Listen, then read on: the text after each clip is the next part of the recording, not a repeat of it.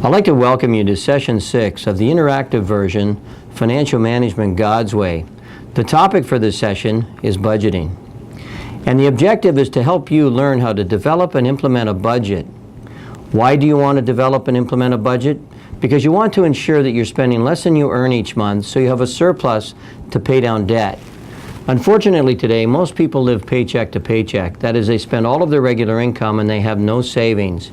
When people do this, inevitably some unexpected expenditures come along, an auto repair, house repair, or perhaps an expected expenditure like an annual insurance premium. And if you're living paycheck to paycheck, if you're spending all your regular income, if you have no budget or spending plan, then inevitably you're going to end up in debt. You're going to end up coming to a point where you've got an expenditure, you don't have any money for it, you haven't set the funds aside, and you're going to end up in debt and have trouble. Let me give you an example. Most people do not save for their next vacation. And let's suppose your vacation next year is going to cost $1,800. You should be setting aside $150 a month in your savings account to ensure that you have enough money to pay for that vacation. If you don't, inevitably it'll go on the credit cards, and then you'll be paying 18 to 28% interest in the objective of trying to pay it off. And that's how people run up credit cards and get into financial difficulty.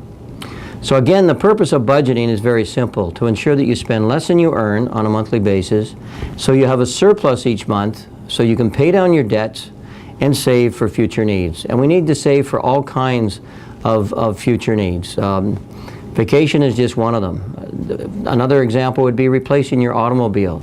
We all know that our cars are going to wear out in due course.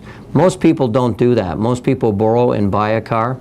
And that's unfortunate, because if you actually save for your next car as opposed to borrowing and buying, you can save thousands of dollars over your lifetime. It's actually huge. It's often 30–35% of the cost.